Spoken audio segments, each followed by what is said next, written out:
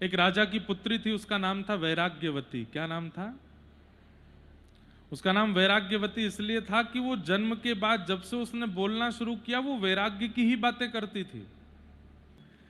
कोई पुष्प ला करके देता, देखो ये पुष्प कितना सुंदर है, और वो वैराग्यवती उस पुष्प को देख करके कहती क्या सुंदर है, थोड़ी देर रुकने दो, थोड़ी देर बाद पतझड़ जैसा हो जाएगा, सूख जाएगा, पत्ते बिखर जाएंगे। हम सब भी ऐसे ही हैं। जैसे फूल डाल पर होता है, परम सुंदर लगता है, डाल से टूटने के बाद धीरे धीरे धीरे धीरे बिखरने लगता है। हम सब भी ऐसे हैं। जब तक राम जी की सन्निधि में तब तक सुंदर लग रहे हैं, जिस दिन बिखर जाएंगे, दूर हो जाएंगे, बिखर जाएंगे। बच्चे दूर भागते थे, रिश्तेदार दूर भागते थे। परिवार में नव दंपतियों का ब्याह हुआ, दोनों पति पत्नी प्रणाम करने के लिए जब आए तो वैराग्यवती के पिताजी राजा थे, उनको प्रणाम करने लगे। वैराग्यवती से बोले हमारा ब्याह हुआ है, तुम भी कुछ अच्छा भाव सुना दो। वैराग्यवती बोली सुन पाओगी? बोले क्या बात है, बोलो। क्या प्रियतम सो प्रीति घनेरी सो देख डर जई हैं। जिस प्रियतम से तुम इतना प्रेम करती हो, जिससे 7 फेरे लेकर के आई हो, एक दिन ये पधार जाएगा और इसके मरने के बाद इसका शव जब देखोगी तो उससे भी डर लगेगा तुमको। अरे मृत्यु के बाद यदि पति कहीं किसी झाड़ पेड़ के ऊपर अगर बैठा दिखाई भी दे दिया तो डर के मारे उसके नीचे से नहीं जाओगी तुम, और अपने आप को प्रियतमा कह रही हो। मन पंछी उड़ जाई हैं जा दिन मन पंछी उड़ जाई हैं, ता दिन तेरे तन तरुवर के सबई पात झड़ जाई हैं। नव दंपति बेचारे देख करके भागे वहां से, रोने लगे, ये कैसी बातें बोलती है। पिता ने कहा बहुत हो गया, तो एक काम कर, बाहर कुटिया बनवा देते हैं, तू महल के बाहर रहा कर। बोली पिताजी इससे बड़ा सुख तो कुछ है ही नहीं। मैं तो चाहती हूं कि मैं तो युवा अवस्था में महल छोड़ रही हूं, आपको तो कब का चला जाना चाहिए था वन में जाके भजन करना चाहिए था। अच्छा है मैं तो युवा में ही चली जाऊंगी बाहर, लेकिन आप भी प्रतीक्षा करो कब जाओगे। ऐसी बातें करती थी। महल के बाहर पिता ने अच्छी व्यवस्था करके कुटिया बना दी, उसमें वैराग्यवती रहती थी, अपने ठाकुर जी की सेवा करती थी। एक दिन एक चोर आया, वैराग्यवती के घर पहुंच गया, खिड़की पर जाकर के देख रहा था अंदर क्या चल रहा है। वैराग्यवती अपने ठाकुर जी को शयन करा रही थी, और शयन कराते कराते बोल रही थी हे नाथ, मुझे अब कुछ नहीं चाहिए, संसार के किसी विषय में मेरा मन नहीं है, मैं बहुत प्रसन्न हूं कि मुझे कुछ नहीं भाता, मुझे केवल आप भाते हैं। लेकिन मैंने सुना है बिना गुरु की कृपा के आप नहीं मिलोगे, कृपा करके आप ही किसी गुरु को मेरे जीवन में भेज दो। चोर ने बाहर खड़े खड़े सुन लिया, बोले ओहो इसको गुरु की इच्छा है,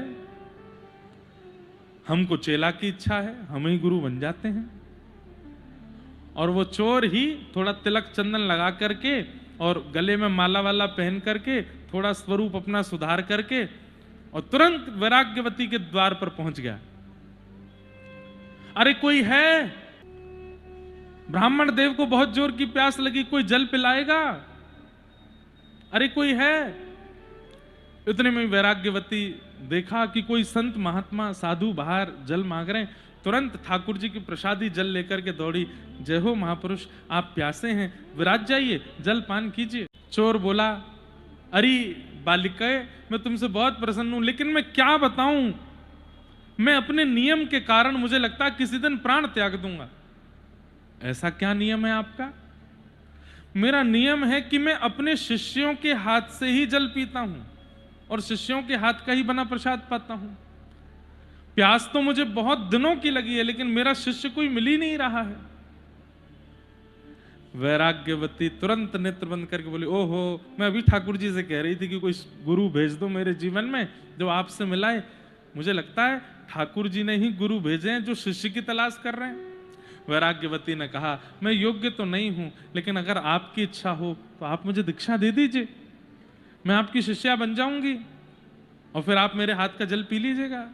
हाँ लाली ये तो बढ़िया, कान में नाम बोल दिया, तिलक लगा दिया, गले में कंठी पहना दी, अब तुम मेरी शिष्या होगी, जल पान किया। गुरुदेव मुझे आज्ञा कीजिए ना, मुझे राघव जी कैसे मिलेंगे? बोले राघव जी से मिलना है? बोले हाँ, तुम्हारे पास जितनी संपत्ति है, जितना सामान है, सब लेकर के चलो। आश्रम में एक बहुत सुंदर उत्सव करना है हमें, उस उत्सव में हमें जरूरत पड़ेगी, सब ले जाकर के गुरु जी के आश्रम में लगा दो, राघव जी तुमको मिलेंगे। बोले गुरुदेव मुझ पर संपत्ति तो ज्यादा नहीं, पर ठाकुर जी के सोने के बर्तन और कुछ आदि हैं, ले चलो सबको ले चलो, ठाकुर जी को भी ले चलो। ठाकुर जी वाला तुम रख लो, ठाकुर जी अपनी को, बाकी सामग्री मुझे दो, मैं लेके चलता। चलते चलते चलते एक राह रचे। गुरुदेव ने कहा हमारी दीक्षा की एक परंपरा है, वो तो हम करना भूल ही गए। बोले क्या? बोले इस पेड़ के पास खड़ी हो जाओ। वैराग्यवती खड़ी हो गई, उसको रस्सी से बांध दिया वैराग्यवती को, और कहा ये सामान सब हम ले जा रहे हैं, आश्रम पर रख के आते हैं, जब तक हम आश्रम जाएंगे और लौट के आएंगे ध्यान रखना, हमारे आने के बाद ही ठाकुर जी तुमको मिलेंगे, जब तक मैं ना आऊं यहां से जाना नहीं। ये हमारी दीक्षा की एक परंपरा है, ये तब तुमको करना पड़ेगा। जो आज्ञा गुरुदेव, मैं कहीं नहीं जाऊंगी, आप जाइए। सब सामान सट्टा लेकर के चोर महाराज तो वहां से भाग गए, उसको बांध के चले गए। क्योंकि अगर संग लेके जाऊंगा तो सब जानता है नगर कि वैराग्यवती राजा की पुत्री है, ये कहां चोर लेकर के घूम रहा है, मेरे सब पोल पट्टी खुल जाएगी। तो वहीं बांध के भाग गए। खड़ी खड़ी वहीं पर ही प्रतीक्षा कर रही है, मेरे गुरुदेव आ रहे होंगे। 1 दिन निकल गया, 2 दिन निकल गया, 3 दिन निकल गए, 4-5 दिन निकल गए। वहां 5 दिन के अंदर राजा को पता चला कि बाहर जो वैराग्यवती की कुटिया थी उसमें वैराग्यवती है नहीं। अंदर जाके देखा तो सब सामान वहां से गायब, ठाकुर जी गायब। राजा बोले क्या हुआ, कहां चली गई? अपनी पूरी सेना लगा दी ढूंढने के लिए। एक सेना की टोली ढूंढते ढूंढते जंगल की ओर गई, वहां उनको वैराग्यवती मिल गई, आंख बंद करके प्रसन्न मुद्रा में गुरुदेव की प्रतीक्षा कर रही है।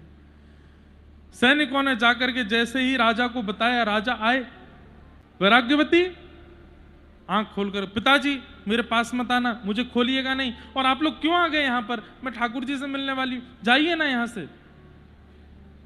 अरे क्या कर रही है, मेरे गुरुदेव मुझे यहां बांध के गए हैं, वो कह के गए हैं कि ये दीक्षा की परंपरा है, ठाकुर जी आएंगे, मेरे गुरुदेव आएंगे तब तक मैं हिलूंगी नहीं यहां से। राजा रोते रोते बेचारे गुरु के पास गए, उन्होंने समझाया, वैराग्यवती नहीं मानी। नारद जी महाराज वीणा लेकर के आ गए, बोले देवी मैं भक्तराज नारद हूं, तुम्हारे गुरु जो हैं वो साक्षात चोर हैं। वैराग्यवती बोली चोर होंगे आपके गुरुदेव, मेरे गुरुदेव के बारे में गलत सलत मत बोलिए, मेरे गुरुदेव आएंगे, ठाकुर जी से मिलाएंगे। नारद जी बोले इतना विश्वास, अगर मैं महादेव से बुलवा दूं तो? राजा बोला आप बुला दो, महादेव आ जाएं, थोड़ा वो बोल दें तो ये मान जाएगी। कैलाश पे जाके महादेव को सब बात बताई, बोले चोर गुरु बना लिए हैं, वो बांध के चले गए और शिष्या उन्हीं की प्रतीक्षा में खड़ी है, महादेव आप जाके बोल दो कि वो गुरु नहीं है, चोर है।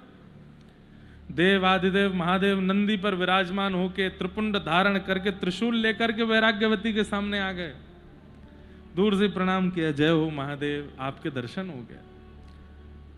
लाली वो जो तुम्हारे गुरु हैं वो गुरु नहीं है, वो चोर हैं, वो नामी चोर हैं, उनका नाम बता दिया, बोले आसपास के क्षेत्र में प्रसिद्ध चोर हैं। वैराग्यवती बोली महादेव आप चाहे जो बोल लीजिए, मैं अपने गुरुदेव पर अविश्वास नहीं करूंगी। राजा बोला आपकी बात भी नहीं मान रही, इनकी भी नहीं मान रही, क्या पता दुर्गा मैया की मान ले, उनको बुला लाओ, आप पार्वती जी को ले आओ। पार्वती जी आ गई, उन्होंने कह दिया, तब भी नहीं माने। अंत तो गत्वा बचे नारायण, नारायण प्रकट हो गए शंख चक्र गदा पद्म धारण करके।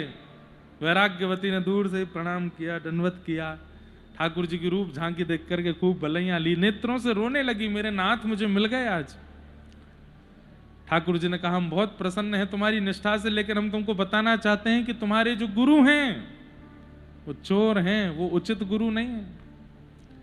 वैराग्यवती बोली आज मेरे जीवन का सबसे बड़ा फल मिला कि मुझे साक्षात नारायण दिख गए, लेकिन माफ करिएगा प्रभु, मेरे गुरु तो सर्वश्रेष्ठ हैं। ऐसे कौन से गुरु होंगे जो 7 दिन के लिए शिष्या को बांध के गए, महादेव नारद जी नारायण सब प्रकट हो गए हैं सामने आकर के दर्शन दे रहे हैं, ये मेरे गुरु की कृपा नहीं है तो क्या है? आप उनको चोर कैसे कह सकते हो? 1 सप्ताह में सारे देवता मेरे सामने आकर के खड़े हो गए, ये मेरे गुरु की कृपा नहीं है?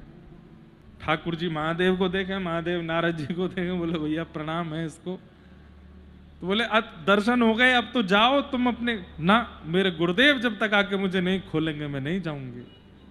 भगवान बोले मैं प्रकट हो गया हूं तुम्हारे सामने, अब तो मान जाओ। नहीं, मेरे गुरुदेव। ठाकुर जी महादेव को संग लेकर के बोले इसके गुरु को पकड़ के लाते हैं। गुरुदेव 5-6 गांव दूर कहीं पर डकैती डाल रहे थे। ठाकुर जी पहुंचे, रात्रि का समय, घर में घुस रहे थे, मुंह पर कपड़ा वपड़ा बांध के। पीछे से ठाकुर जी ने कहा, सुनो। पीछे मुड़ के देखा तो शंख चक्र गदा पद्मधारी ठाकुर जी। भगवान, आप भगवान हैं? अरे आप महादेव हैं। बोले तेरे चक्कर में पूरा देव समाज हेला पड़ा है, चल जल्दी यहां से। बोले हमने क्या किया? बोले कि तू वो वैराग्यवती को वो अभी तक बंधी हुई है क्या वहीं पे? मुझे तो लगा राजा की सेना ने आके खुल दिया होगा। ठाकुर जी उसको लेकर के गए।